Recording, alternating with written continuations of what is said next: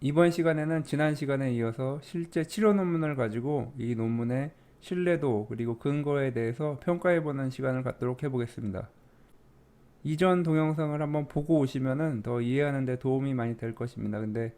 근데 좀 깁니다. 13분 정도 돼서 다 보기는 좀 어려우실 것 같고, 그래도 다 보시는 분들이 있더라고요. 저희 어머님하고 뭐 장모님은 다 보시는 것 같고, 그 외에도 몇 분이 다 그걸 끝까지 보셔서 정말 대단하신 분들이라고 생각하고 있습니다. 그런 분들은 구독 안 눌러주셔도 돼요. 그냥 끝까지 다 봐주셔서 너무 감사하고, 네, 이번 시간은 좀 짧게 해보도록 하겠습니다.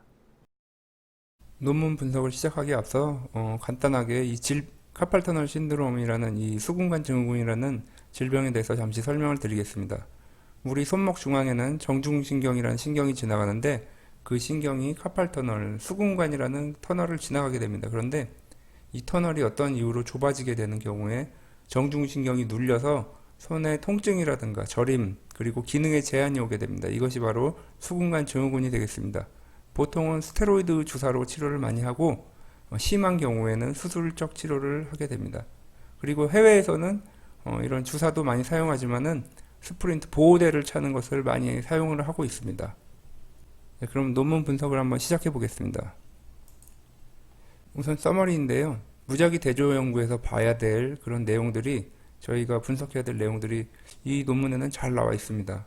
사실 잘 나와 있지 않은 논문도 많은데 여기는 잘 나와 있어서 뭐 이것만 봐도 되겠지만 그래도 제대로 한번 해보기 위해서는 본문 분석을 한번 해봐야 될 것 같습니다.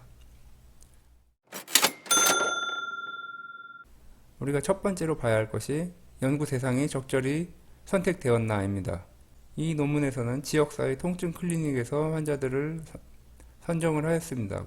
18세 이상 그리고 6주 이상의 수근관 증후군을 앓은 사람들인데 경도에서 중도, 그러니까 심하지 않은 사람들, 수술이 필요 없는 사람들을 대상으로 선정을 하였고 수술이 필요한 심한 사람들의 경우 연구에서 배제를 하였습니다.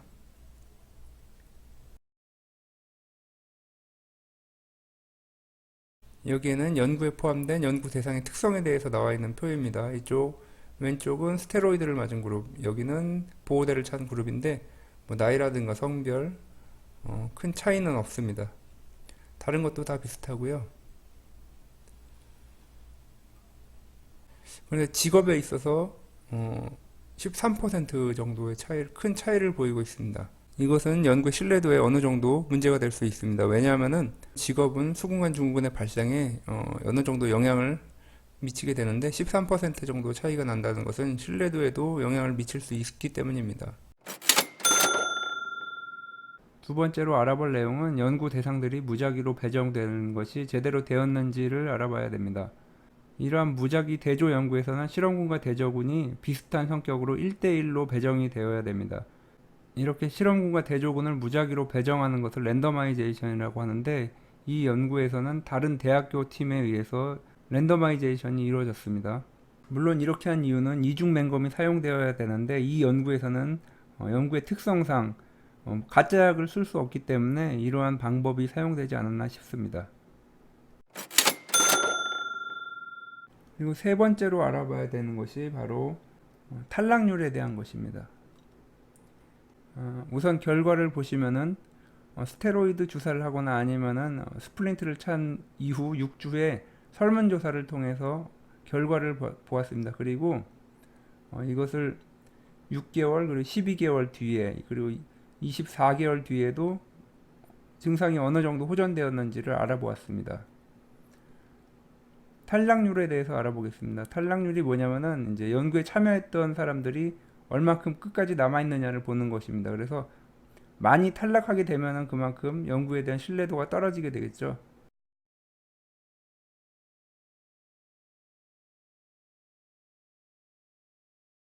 여기서 보시면 234명이 참여했고 스프린트 그룹은 118명 그리고 스테로이드 그룹을 116명이 참여를 하였습니다. 그래서 6주 뒤에는 92%가 설문지에 응답을 하였고 스테로이드 같은 경우는 93%.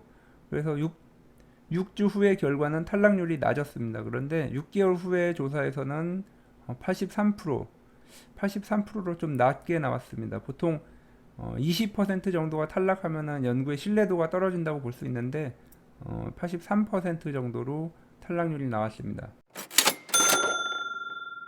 통계 분석을 보시면은 90%의 검정력을 가지고 이제 신뢰 구간을 95%로 설정해서 탈락률이 15% 정도로 될 것을 예측하고 통계 분석을 했습니다. 그렇기 때문에 6주 후의 결과는 신뢰도가 높다고 볼 수 있지만 6개월 이후의 결과에 대해서는 신뢰도가 좀 떨어진다고 보시면 되겠습니다. 그리고 그 다음으로 중요한 것이 ITT 분석이 되었나 하는 것입니다.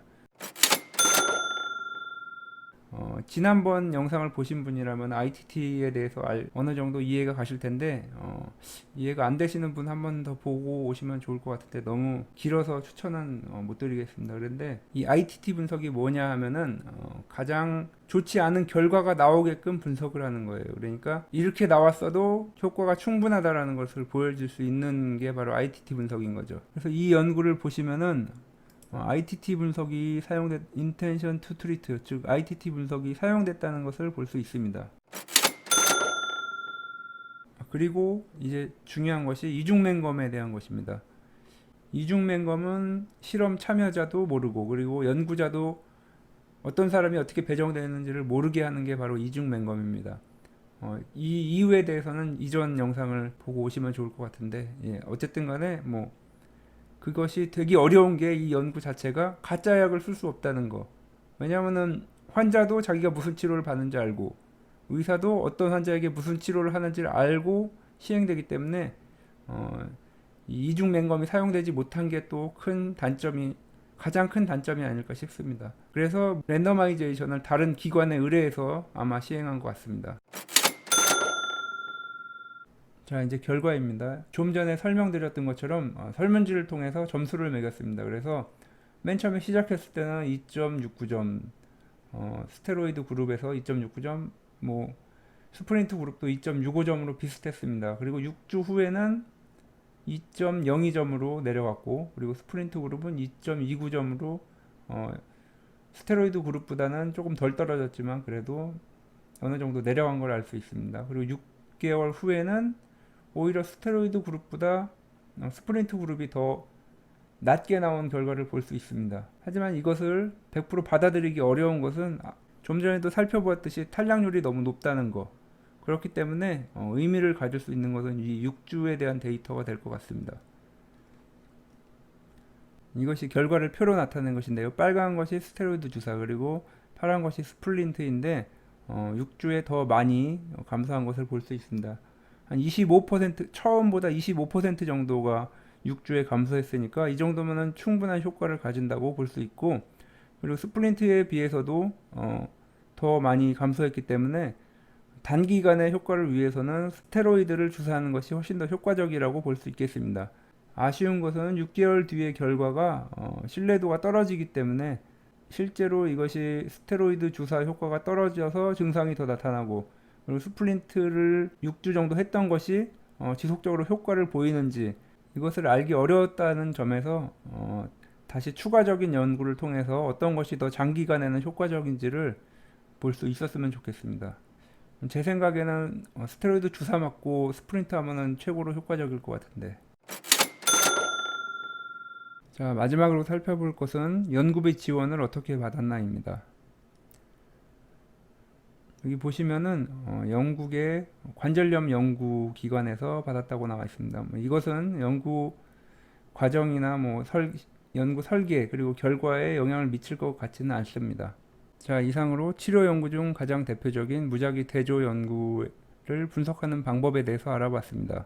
이 연구 논문 같은 경우에는 이중맹검이 사용되지 않았지만 무작위 대조 연구를 통해서 기존에 많이 연구되지 않았던 수근관 증후군의 어떤 치료가 더 효과적인지를 보기 위해서 비교적 많은 사람들이 참여한 무작위 대조 연구가 되겠습니다. 물론 몇 가지 신뢰도를 낮출 만한 부분은 있었지만 그래도 충분히 단기간에 효과를 보기 위해서는 스테로이드 주사를 맞는 것이 더 효과적이다라고 이야기할 수 있겠습니다. 처음으로 강의를 하다 보니까 긴장되고 잘 말이 떨어지지 않았는데요. 다음에는 캠도 준비하고 아무튼 더 재밌는 강의가 될 수 있게끔 노력해 보겠습니다.